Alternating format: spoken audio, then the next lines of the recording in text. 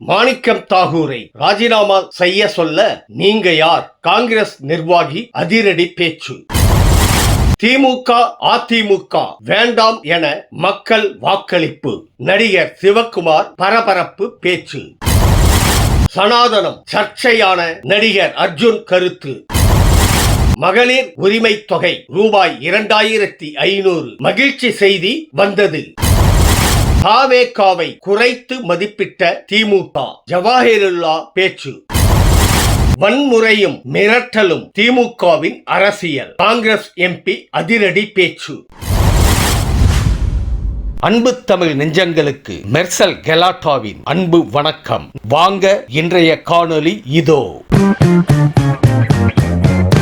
தாவேகா கூட்டணி அமைச்சரவையில் காங்கிரஸ், விசிக, ஐயுஎம்எல் பங்கேற்றது முதல் மு.க. ஸ்டாலின் தூக்கத்தை இழந்து தவிக்கிறார் என்று காங்கிரஸ் மாநில செயலாளர் கணபதி சிவக்குமார் விமர்சித்துள்ளார். தேர்தல் பிரச்சாரத்தில் திமுகவை கழுவி கழுவி ஊற்றிய இபிஎஸ்ஐ முதல்வராக்க முயன்றீர்களே, அப்போது எங்கே போனது உங்களின் சூடு சொரணை? மாணிக்கம் தாகூரை ராஜினாமா செய்ய சொல்ல திமுகவினருக்கு என்ன யோகியதை இருக்கிறது என கடுமையாக சாடியுள்ளார். இளைய தலைமுறை காசு வாங்காமல் முதல்வர் விஜய்க்கு வாக்களித்துள்ளதாக நடிகர் சிவக்குமார் தெரிவித்துள்ளார். காமராஜரையே மக்கள் தோற்கடித்தார்கள், விஜய் வந்ததில் மகிழ்ச்சி. தற்போது 60 ஆண்டுகளாக ஆண்ட திமுக அதிமுக வேண்டாம் என மக்கள் மாற்றத்திற்காக வாக்களித்து உள்ளார்கள். அடுத்த தலைமுறை எங்களுக்கான சரியான தலைவர் விஜய் என்று தேர்ந்தெடுக்கும் போது அதை தப்பு என்று சொல்ல நீங்கள் யார் என தெரிவித்துள்ளார் நடிகர் சிவக்குமார். சனாதனம் என்பது மதம் அல்ல, அது ஒரு வாழ்க்கை முறை என நடிகர் அர்ஜுன் கூறியுள்ளார். சிறு வயதில் பெற்றோர் நம்மை அன்புடன் வளர்த்தது போல் அவர்களின் முதிர் வயதில் அவர்களை கடவுள் போல் மதித்து பராமரிக்க வேண்டும் என்பதையே சனாதனம் கற்றுத்தருகிறது என்றார் அர்ஜுன். சனாதனம் இருக்கக்கூடாது என்றால் உங்களின் பெற்றோரை வெளியே விரட்டுங்கள் என்று காட்டமாக கூறிய அவர் அது முடியுமா என பேசியுள்ளது தற்போது சர்ச்சையாகியுள்ளது.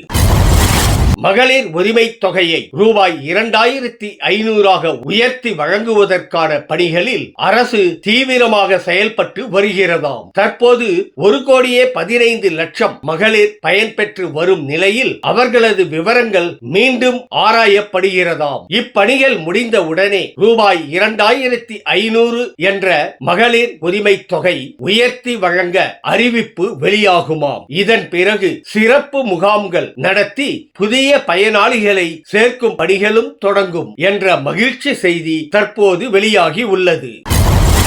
தாவேகாவை திமுக குறைத்து மதிப்பிட்டு விட்டதாக ஜவாஹிருல்லா தெரிவித்துள்ளார். இது குறித்து பேட்டியளித்த அவர், முதல்வர் விஜய் பங்கேற்ற கூட்டங்களில் பெருந்திரளாக மக்கள் கூட்டம் வந்தது. அதில் திமுக ஆட்சி குறித்து விஜய் வைத்த விமர்சனங்களுக்கு எந்தவிதமான பதிலடியையும் அக்கட்சி கொடுக்கவில்லை. இதனால் காலப்போக்கில் கட்சி சாராத பொதுவான மக்கள் விஜய் சொல்வது சரிதான் என்ற நிலைக்கு வந்துவிட்டார்கள் எனவும் கூறியுள்ளார் அவர்.